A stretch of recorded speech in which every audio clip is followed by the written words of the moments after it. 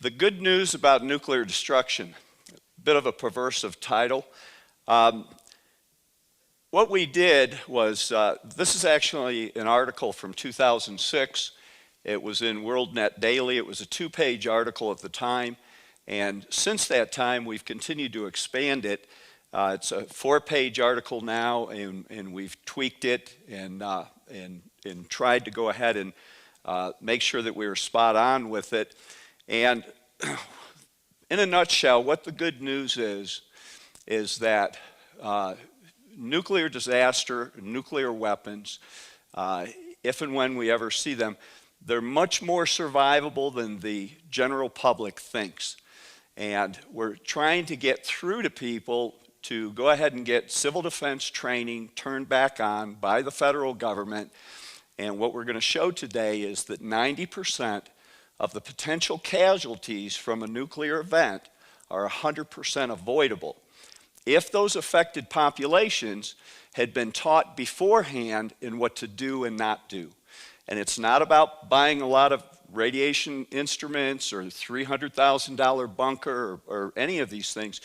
It's simple things from the first instant of a nuclear flash. If you know what to do, and I'll just give it to you up front and we'll show how it works. It's simply duck and cover, which we've all heard of before. And on the other side of it, it's to shelter in place while the radioactive fallout loses its intensity very quickly. And these things aren't taught, and the challenge that we've had is that most people are of the opinion that if anything nuclear happens, everybody's going to die, or it'll be so bad you wish you had. And you can walk out of this room and do a random survey of 20 people. Just ask them, what would you do if suddenly there was a bright flash on the other side of town and you knew it was a nuclear disaster, it was a nuclear bomb just went off, what would you do? And 19 out of 20 people, if not all 20, are going to give you some version of bend over and kiss my butt goodbye. And that's the starting attitude that we have with people, is that they think that it's absolutely futile to think that you could do anything to survive a nuke. And with that attitude, they're not open to the solutions that we're trying to present here and we're trying to get across to people. I'd like to, let's see how we do this. And what we've tried to do is, we have a business. We sell radiation equipment. We're the only private radiation calibration lab in the country, non-government lab that recalibrates all of the old civil defense equipment. And we have over 100,000 of those pieces. And we also develop new products as well for civil defense. But what that does is it funds our evangelism to try to get the word out, and we've spent thousands of dollars online with banner ads on the top of the Drudge Report and doing things like this. This is a billboard in Salt Lake City. And it's not so much to get the public. See, the good news nuke will take them to this article we're talking about. It's not so much to hit the public directly with this, but we're trying to get the media to cover it. And that's part of the reason for, again, the good news about nuclear destruction being such a provocative title. Because of people's attitudes that you can't survive nukes, they're aghast that we would dare say such a thing. And it attracts them to it. So we're hoping at some point that we can get the media to cover it. And if they can, they would do it with a picture, and that picture then would include that URL so that we would get traffic there. And that's the goal if we can do that. It's not to change people's minds one at a time, but it's to try to get that media coverage. It's probably going to take some sort of nuclear scare in the country again before we're going to have the media take a look at us that much.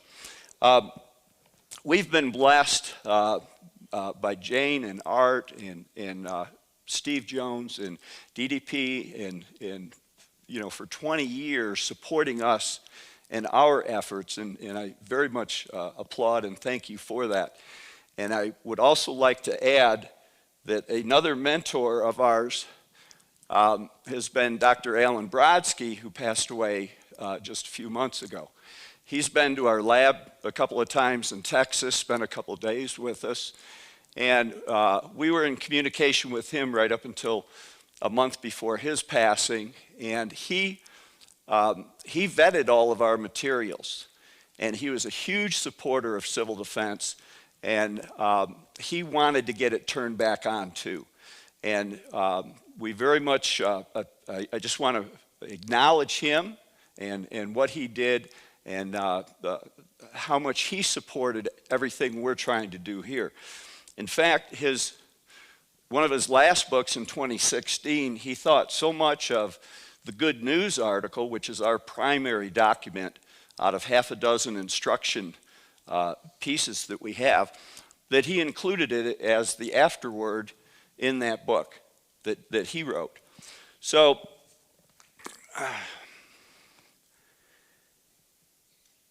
tragically, the biggest problem that we have is most Americans won't give credence to this good news. And they're absolutely, I mean, it's appalling how many people you'll talk to. And I give you, this is crazy. We have dealers that sell our products, and some of them are preppers personally. They're prepped for everything. And I get talking to them about different stuff, and I found out that some of them selling our products for 20 years don't believe they could survive nukes themselves. And I get talking to them, and I find out that they look at nukes, like a lot of people do, as some asteroid hitting the Earth that killed all the dinosaurs. In other words, there is no surviving it. They've prepared for everything you could think of except for nukes. They are in the same camp as the general public. It is that pervasive. And what we've had happen, well, first let me tell you real quick. Toshi Kanu spoke last year at this event, and he is the last closest to ground zero Hiroshima survivor. And we got talking to him a couple years ago, and he saw what we were doing, and he recognized that most of the casualties they had in Hiroshima and Nagasaki were because the people were unfamiliar with the unique effects of a nuclear bomb. We've got a flash, we've got a delayed blast, and we've got radiation later. And what happened was, people not knowing anything about duck and cover, they have this unique flash in the sky that no one had ever seen before. And what did they do? They all rushed outside to see the source of this bright flash that just happened, or they ran to the nearest window, and they all got there just in time for the delayed blast wave to go ahead and shred them. And that is what happens. Toshi's concern with what he saw there is that he now lives in Salt Lake City, and he sees the same thing amongst the American people. He sees the same level of, I don't want to say ignorance, but just lack of knowledge of what you're up against. And he's concerned that the American people are no better than the people were in Hiroshima the day before the nuke went off, as far as knowing what to do. I mean, that is a tragic thing that we're in that state. But it's even worse. I'll take it another step. The American people aren't ignorant of the effects of a nuke and how to protect themselves. They're just the opposite. They're closed-minded. They think they already know.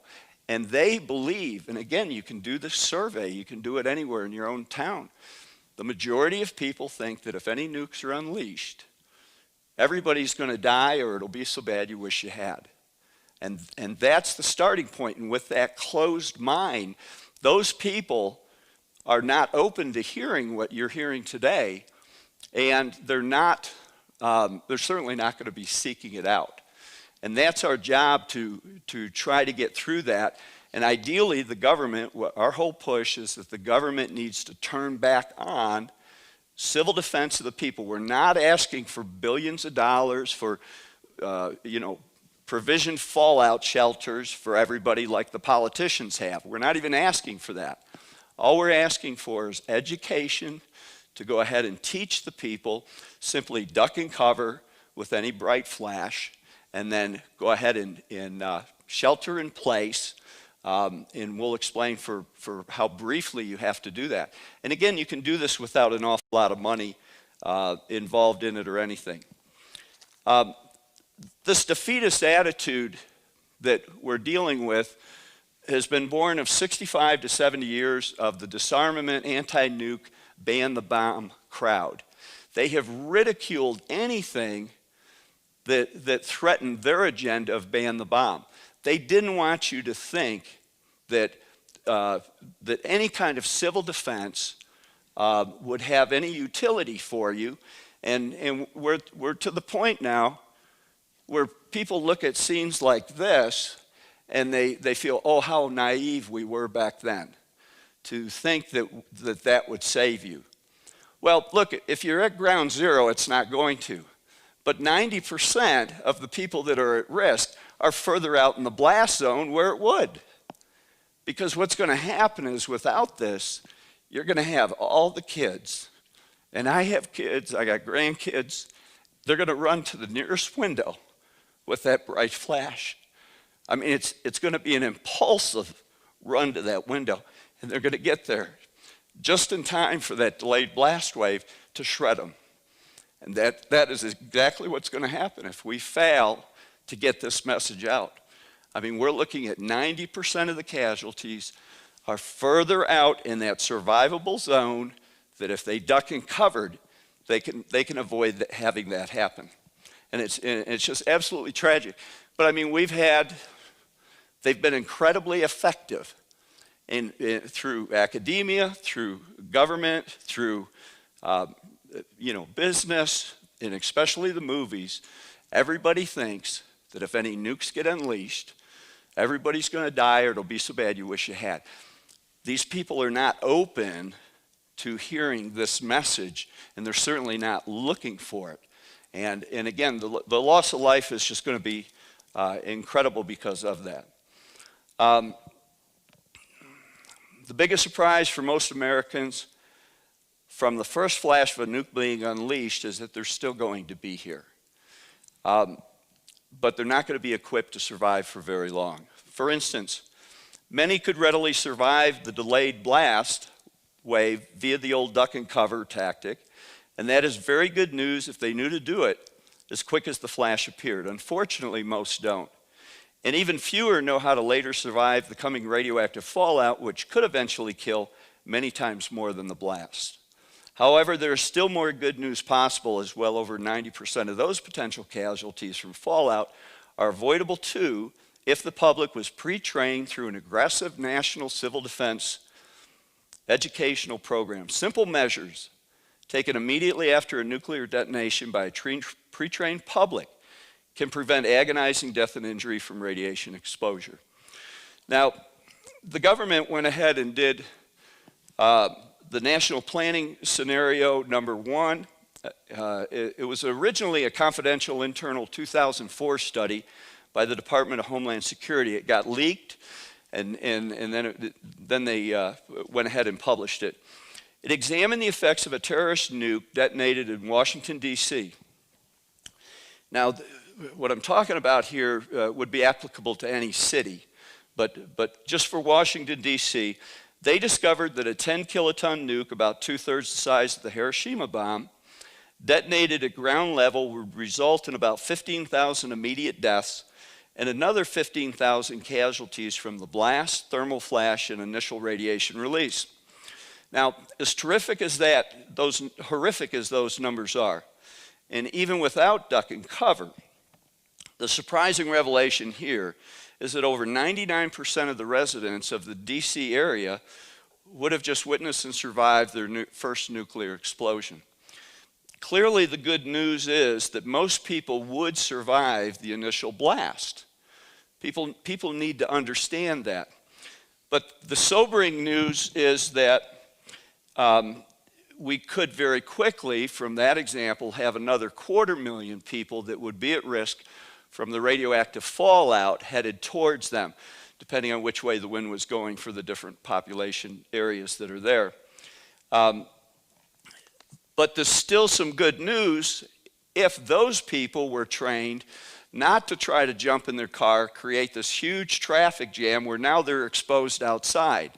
If they would go ahead and just stay put and stay inside, for the vast majority of people, I mean, they just need to stay home, and if they still have electricity, watch it on TV. They don't need to get out there and clog up the roads. And when you have fallout, the wind's going to blow it in one direction. You're looking at maybe an eighth of the compass rose. Downwind, it's a pizza slice, ever widening and dispersing.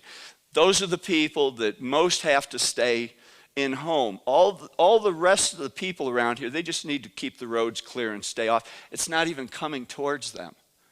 Okay, so the fallout, you know, if you're 20 miles away from the blast zone or 40 miles away from the blast zone, you just need to stay home. Odds are the fallout's not even coming towards you.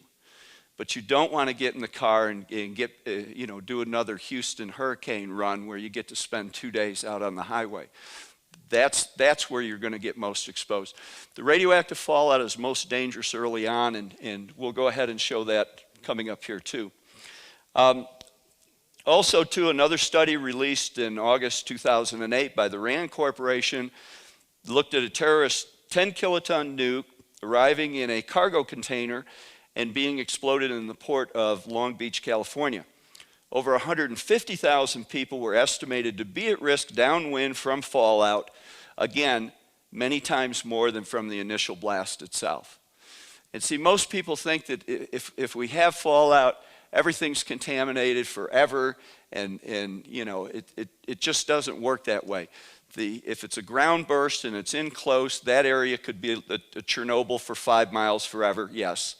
But further out, for the rest of the people, where the bulk of the people are, it's a matter of the first couple of days you have to be in a protective mode while the fallout loses its intensity very quickly. And again, the good news here, that these much larger numbers from radioactive fallout are largely avoidable too, but it only applies to those that have been pre-trained beforehand in what to do. This is not news that we're going to be able to educate people about when it happens. You certainly aren't going to be able to educate them about duck and cover before that happens. I mean, you have to do it before it happens, because when the flash happens, you've only got seconds to hit the deck. And by the way, when we talk about hitting the deck, even if you got caught out in the open, simply laying flat on the ground cuts by 8-fold the possibility of you being hit by any projectile or being picked up and becoming a projectile. So you treat this like a tornado. When the blast wave comes through, you're looking at 3 seconds further out in the blast wave.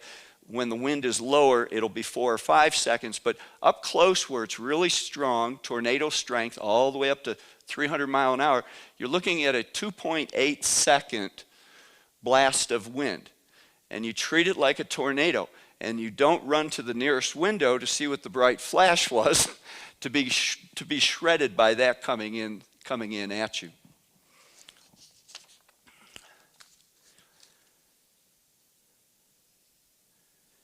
Let me see.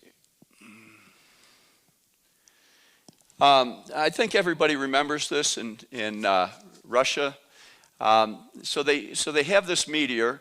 It's causing quite a brightness, and what people were impulsively doing was running to the nearest window to see, what this was, what is going on. And over 1,500 people were injured from the delayed shock wave exploding inward the window glass they were all scanning the winter sky with. And and this is what we're talking about. So this is a quote from one report here.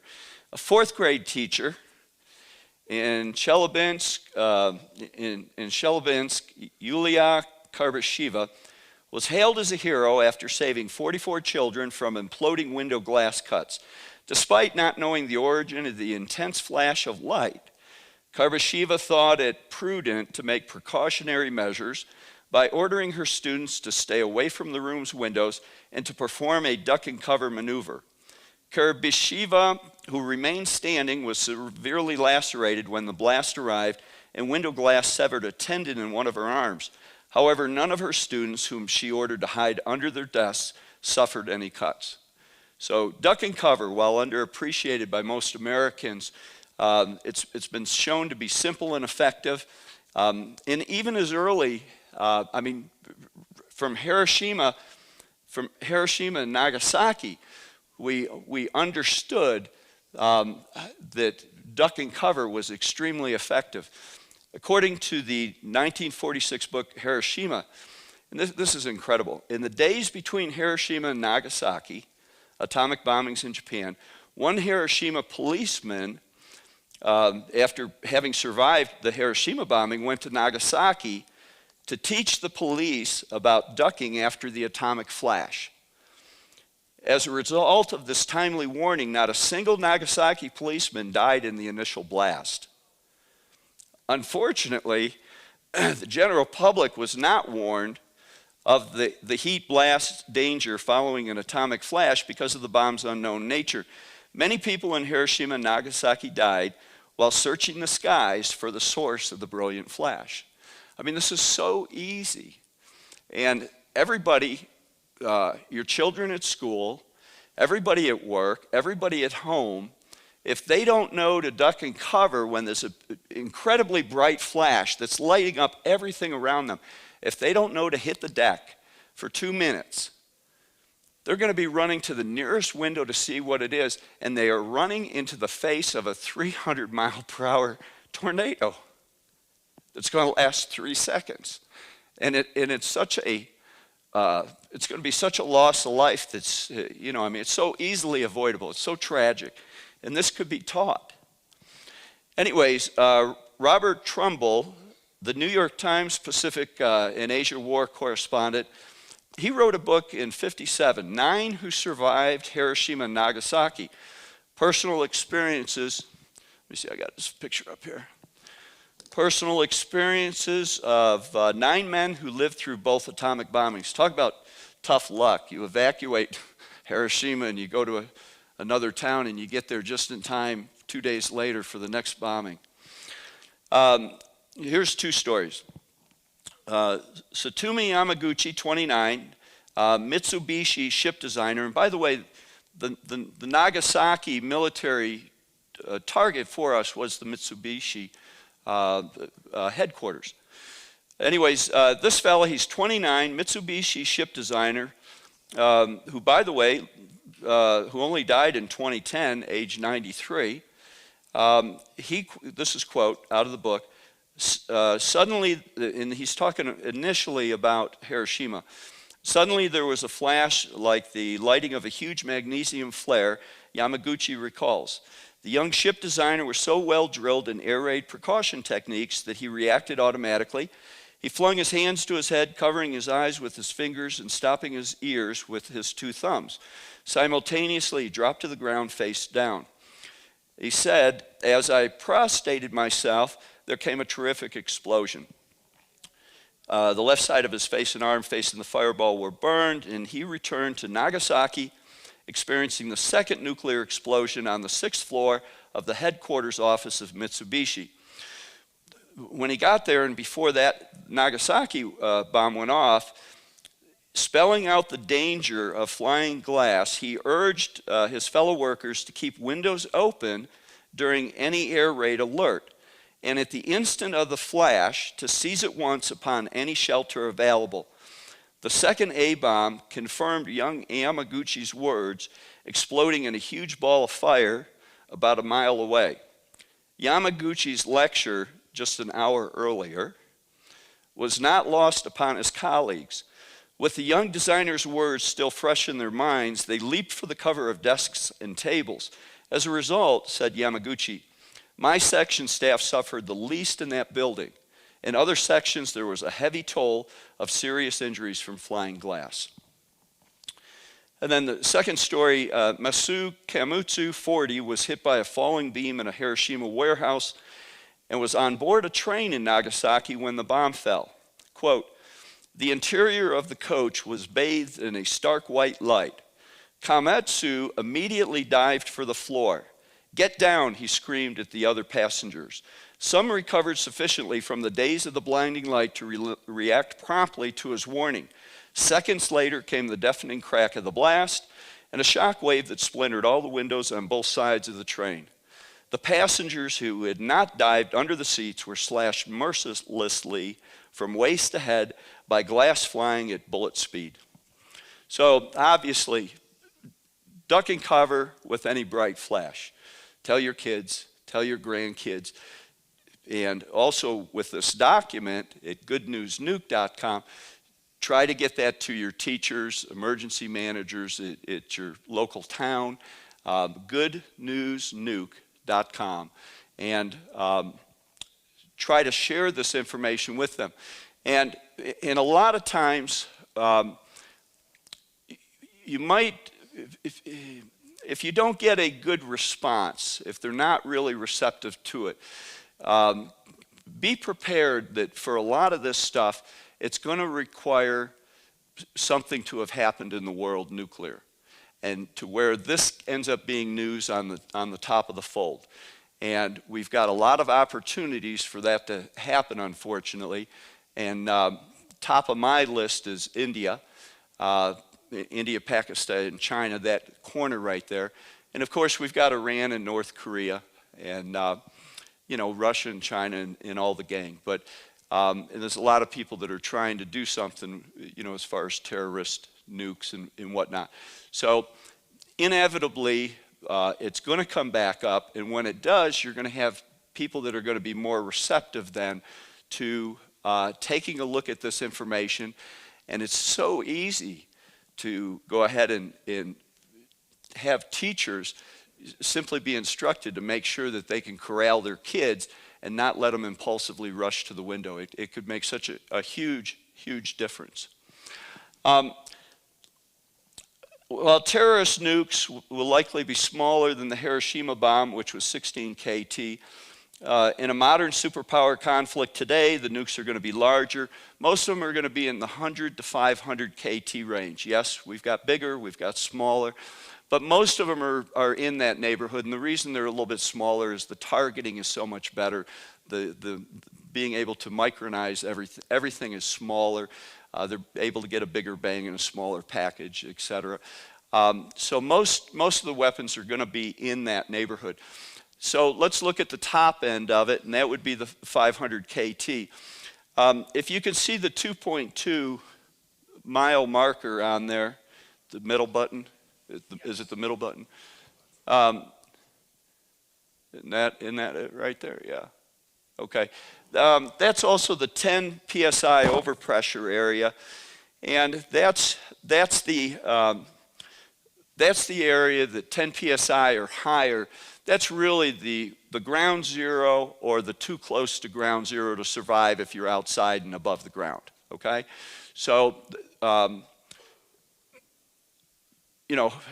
obviously nuclear weapons are horrific, et cetera, but the actual unsurvivable area, and we could lose thousands of people, tens of thousands of people. But when you look at this, the blast zone goes much further than the area of total destruction.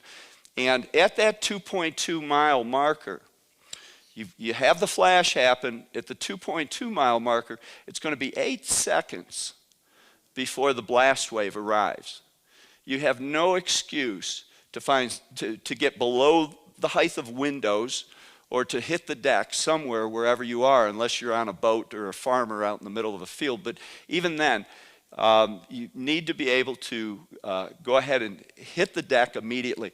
Now, for all of the, for even further out, you're talking about even more time, out to 20 seconds. So you do not have an excuse to not try to avoid the coming blast wave, okay? And if the population is evenly distributed over this area, what we're looking at is that the area where you're going to have casualties and fatalities is actually, that's where we get the 90% number from. There's actually there's 15 times more people outside of the area of total unsurvivable destruction at ground zero, inside of that 2.2 miles. And remember, we're picking the bigger bomb here too. You know, at the 500 KT. Just, you know, we didn't want anybody to say we're being too conservative. But you're looking at 15 times more people outside the area of total destruction that if they will duck and cover, they have a great chance of surviving this. But if they're going to impulsively do what most untrained people are going to do, running to the nearest window to see what that bright flash was, they're going to catch that 300-mile-an-hour blast right in the face. By the way, it's just under 300 miles per hour at the 2.2 marker, and that is for 2.8 seconds, the duration.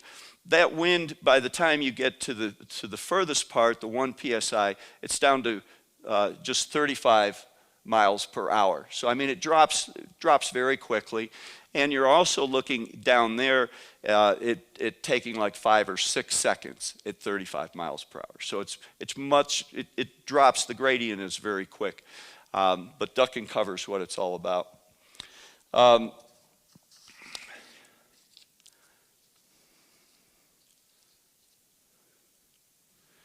Okay. This just shows a little bit more. This ties into the same chart that you just saw before. By the way, links, the Good News article doesn't have all these pictures. But all of these pictures are linked at the bottom of that article. So you get it, if you end up going to goodnewsnuke.com, you're going to end up being able to reaccess all of these different documents. And these come from FEMA publications. These are not things that I created. But it's showing that 10 psi number and why you want to be ducking covering for anything to the right of that. And the other big part of it, so we survived, we duck and covered and we survived, and now we've got this big mushroom cloud over us, and we're going to have this fallout coming. Now, again, the fallout is going to be going out in a thin pizza slice that at most is going to be 1/8 of the compass rose, whichever way the wind is blowing it. So if you're the unlucky one and you're underneath that, what you're going to be having, for instance, I mean, you know, it could be a higher intensity, but the important thing on this chart is the 7-10 rule. And what's happening is that even 1 hour afterwards, if it's 1,000 Roentgen per hour, that would, if you're out in that, that's a fatal dose in about 35 minutes. You're not going to fall over dead, but that's one of those things where you wish you could, because next week and a half, your history. That's about 35 minutes, you would be dead. What's fascinating is the radioactive fallout is dangerous because it's giving off so much energy, which also means it gets weak very quickly. And as you can all see with this chart, in 7 hours, it's only 1/10 of 1,000. Now it's down to 100 Roentgen per hour. And that's how quickly it drops. And if you can shelter in place, even just for the first 7 hours of this. And by the way, when fallout starts falling, even if you don't have an instrument, if you have a white sedan or white paper or a white windowsill, fallout is aptly named fallout because it falls out. It's big and heavy enough. It's going to be like little black and brown granules of sand. You're going to actually see it on a white surface. So even if you don't have an instrument, but you've seen the mushroom cloud, you see the anvils blowing towards you, and now you start seeing some of this dust showing up, you need to hunker down. The hunkering down time has commenced. Once it starts falling, usually all that will fall in about an hour. So once it does start, the peak of it is going to be within about an hour. You're going to be at your maximum amount of intensity for your area right there.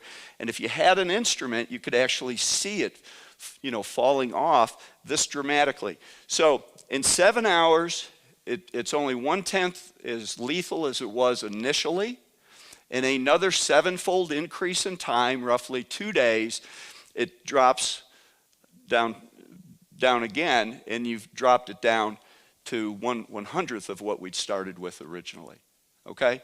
So ideally, what you would be looking at doing if you're in an area of the fallout is you want to be able to hunker down for 2 to 3 days.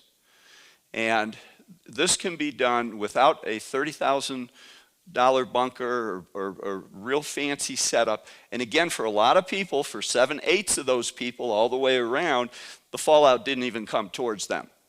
Okay, it's just for the people in the pizza slice that the wind blew it down to them. So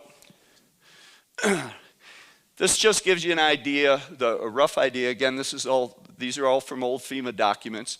What we're doing when we're dealing with radioactive fallout, we want to increase our distance from it, and we also want to try to put some mass between it and us to attenuate or absorb it, because it's going to be on the roof, it's going to be on the trees, it's going to be on the ground, and we want to try to get some distance from it. And the interesting thing about the distance is if you're looking at, if this is a 6-inch wall here, and on the outside is the fallout, and here you are inside, and it's 2 feet from here to here, and if the radiation is 100 Roentgen per hour right here, if you could measure it, if you could take this 2 feet and just double the distance to 4, this reading is now going to be 25 Roentgen. So the distance really makes a big difference. You want to get in the middle of your house. If you have a basement, you go to a basement in a corner because now you got earth on that corner. But if you don't have a basement, you want to get to the middle of whatever structure you have to work with, as far away from the outside walls as possible. It'd be good to have plastic, duct tape, because if you suffered any broken windows with the blast wave, you want to make sure you don't have the fallout blowing inside. We've defeated the purpose of the distance. So, that would be good to have as well. How are we doing time-wise? Let's see. You've been talking 38 minutes, so you have 22 left. Okay. It's tough after a big Mexican lunch, isn't it? You leave time for questions. Yeah, absolutely. Okay, so anyways, just a few more ideas on what you can do at the house. Crescent Kearney has an excellent video out there of doing this in his own home. He's taking cardboard boxes, he's filling them up with dirt, he's just piling them around. We're making mass. It's unbelievable how well you can attenuate the radiation that's outside. And I mean, it's this simple. You want to pile it up around you and above you. Now, what you're looking at here is somebody in a basement, and they're in a corner, and the earth on the outside is above the height of the table that they're going to get under. Look, I understand it's going to be cramped and uncomfortable, to be under here for a couple days, okay? But you can do it. And even if you could only do it for 1 day, then throw a bed mattress or something in there so at least you sleep in it the next night. That would protect you, even more for those 8 hours.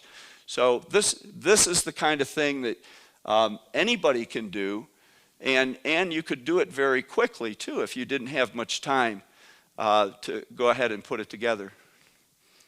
Is that right side up? Yeah. So that's just more of it. You're just anything with weight, anything that's heavy will do the job. Lead is nothing special. Pound for pound, it's the same as feathers. It's just that this much lead and that much feathers, So I mean, wood, steel, anything. Listen, if you're storing water or food or anything else, wrap yourself with that. And there's nothing like irradiating all of that food. It'll just keep it fresher longer, And it doesn't hurt the food. If you have a water container, for instance, and it's outside and the fallout is all over it, that water is perfectly fine. You need to dust it off and rinse it off before you bring it in, and be careful you don't have any of the fallout particles get it. but you pour that water out and use it, it's perfectly fine. I mean, the radiation went through it like that. You get an X-ray, you don't come out of there radioactive, right? Okay, so it's the same thing. So you could wrap this corner you're building can be wrapped with 50-gallon barrels of water, your food, ammo, anything that's got weight, go ahead and have it there. It's so easy to do. And again, just suck it up. It's cramped and uncomfortable for 2 days, and you got a great story for the grandkids, and you'll be a survivor. I mean, that's all we're talking about here. I mean, it really is that simple. And FEMA's got some publications. Dirty little secret, I understand, though, is that they produced a lot of these without testing many of them. This particular one, I'm not impressed with the amount of shielding that they have here. But I like the lean-to idea. But I would go ahead and have a lot more heavy stuff here, rather than just going with that right there. We built these. We don't do them anymore, but it'll give you an idea of what you can do. This is road culvert. You can have anybody go ahead and weld these ends on here. Does this look familiar, Art? And anyways, 3 foot deep, and there's a bunch of people in one right there. And again, even just for the first 7 hours, to have it go from a lethal 1,000 Roentgen down to 100 Roentgen is worth it, you know? So anyways, we like the size of this because it would fit on a pickup truck, and we would just sell them. This is interesting. In August of 2010, DHS and FEMA invited proposals from emergency managers, federal, state, local governments, anybody any kind of stakeholder on what they most need to do that would save the most lives. And they invited anybody to go ahead and submit proposals. They were put online, and then anybody could comment on them, and the comments were shown, and then anybody could vote on them, and vote on the one that they thought FEMA and DHS most needed to pursue. And then this was going to be taken to Congress and submitted to Congress, and it was also to get additional funding to make it happen. And then it was also going to go through all of these agencies to see if they could prioritize it. Anyways, the idea that we put through is what you've been hearing today. And in this, and it's a shortened version of the Good News article, and it talks about how easy it would be to train people, and we're not asking for billions for provision fallout shelters like all the politicians have. We just want to train the people to duck and cover and shelter in place. Just very straightforward. But I got a little bit nasty in it, and I said towards the end that, and this was during the Obama administration, that if we have a nuke hit a city, the after-action report will show that 90% of the casualties were 100% avoidable if only the people had been pre-trained in what to do and not do. And that administration will have blood on its hands. And I don't understand why our government contracts have slowed up so much, but these things happen.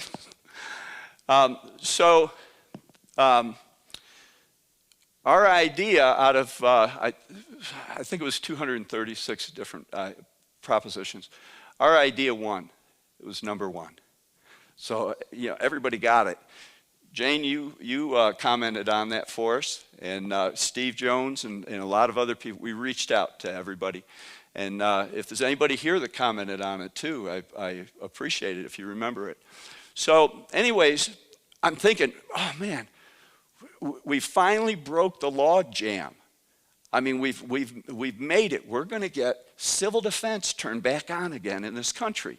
And again, I always made it a point that we're not talking about billions of dollars for fallout shelters and all. We're just talking the training. And how simple could that be? I mean, in 20 minutes, you could go ahead and teach this. So nothing happened. It went to Congress, and I didn't see any action. I didn't know how to find any action. And then we found that this story came out in USA Today in the middle of December. And I've pulled out just a few snippets. And this is the Obama administration, and I don't know if this is just CYA action on their part to be on record saying this stuff, but they're calling it a survivable event. And the media was kind of dumbfounded, like there's no nuclear news, there's no, where did this come from? And they said it's a survivable event. They're talking about sheltering in place. And they're talking about how the radioactivity dwindles. And stay in, stay safe, wait for instructions. You can't outrun a fallout cloud. And fatalities from fallout are 100% preventable. I mean, finally, they were saying it. So this was December 15th in USA Today, and this was talking about a dry run that they were doing over there. So to their credit, they may have been moving in this direction already. I can't make the solid cause and effect of us winning, that competition there, and then this stuff showing up. But then it also showed up the same day in the New York Times, and which is, this is a big deal. If they had then gone and taught everybody something, if they'd actually made it, where they got it into the schools and taught all of this again. But there's some more snippets from it again. Public education is the key. People are going to have to save themselves. The government is not going to miraculously show up when the flash happens in the sky. You're going to have known beforehand what it is you got to do and not do. So nothing more came of it. Sad to say, but maybe it's like turning the Titanic. But there are people that understand what's going on. We have seen that the ready.gov site is starting to show some more of this. I'd like to see more duck and cover. They're very big on shelter in place, which is good because, as we talk to emergency managers, or you do, your local ones, it's not all what we've produced here. You can go ahead and point and find a lot of these same things are right in here.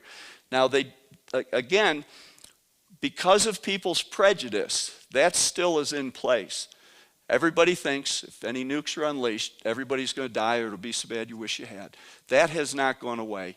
That's what we're always having to deal with. So most people aren't seeking this out. So what I would suggest is, if you can make some inroads with your local emergency managers, great. If you can't, be ready for a nuclear event somewhere in the world where all of a sudden they are interested.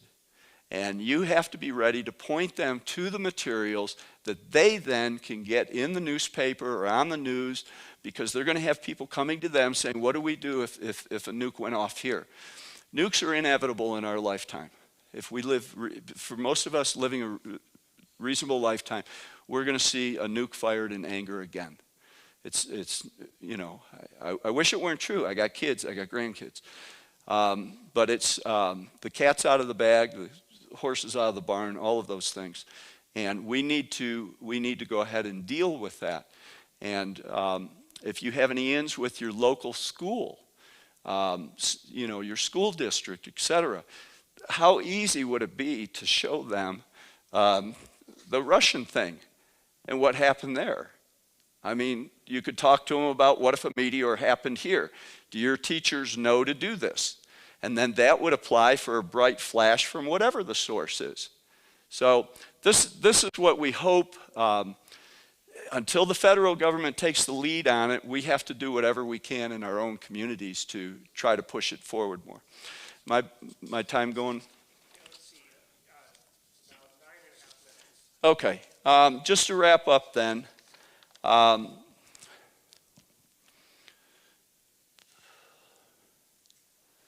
Anyways, there's no greater nor more legitimate primary responsibility of any government than to protect its citizens, and no greater condemnation awaits that government that fails to.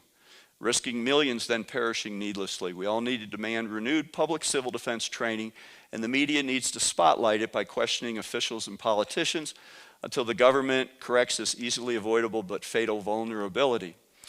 In the meantime, though, don't wait around for the government to protect you.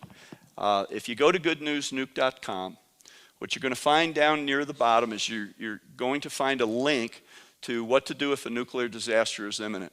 And that's a 12-page document we have that goes into even more details on how to do sheltering in place, how to go ahead and do all of the stuff that we've talked about. It'll give you more of the nuts and bolts of it to take it the next step. Then what I would suggest is the Good News article, post links to it or pass copies of it, the Good News article to friends, neighbors, relatives, fellow workers, churches, and community organizations with a brief note attached saying simply, "We hope and pray we never need this, but just in case, keep it handy." Few nowadays will find that approach alarmist, and you'll be pleasantly surprised at how many are truly grateful. Everyone should also forward copies to their local, state, and federal elected representatives, as well as your own community's first responders and local media, all to help spread this good news that's liberating American families from their paralyzing and potentially fatal myths of nuclear unsurvivability. Bottom line, we could easily reduce by 90% the lethality of all Chinese, Russian, North Korean, and Iranian missiles and any terrorist nukes too, quick as the public is trained up in blast and fallout civil defense basics again, and that is the very good news. Thank you.